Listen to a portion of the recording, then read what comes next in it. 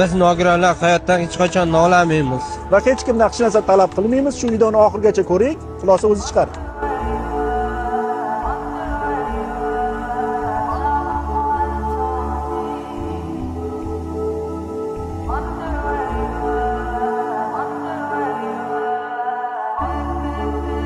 Assalomu alaykum. Bu videoga men to'g'ri qarab turolmadim, to'g'risi. Elektronik kalaskada shunaqa qiynalayotgan odam bo'lsa, mexanik kalaskada qanaqa yurishibdi? Yo'lliga aniq qarashyapti o'zi. Yo'lli kim sog'lom odam qiladimi o'zi? To'g'rimi, tilim ojiz, men to'g'risi endi hatto gapirib bo'lmaydi-yu. Internetga chiqamiz-ku, lekin sog'lom odam ish emas bu. Elektronik kalaskada shunaqa qiynalayotgan bo'lsa, mexanik kalaskada yurganlar qanaqa yuribdi? Mayli bu shahar bu viloyatimizdan. Chekka qishloqlarda nima ahvol ekan? O'zimizga kuniga nechta odam qiladi, balolari qiyincha sinib ketdi, kalaskamiz, qiynalgan insonlar. Ular qanaqa yashashyapti?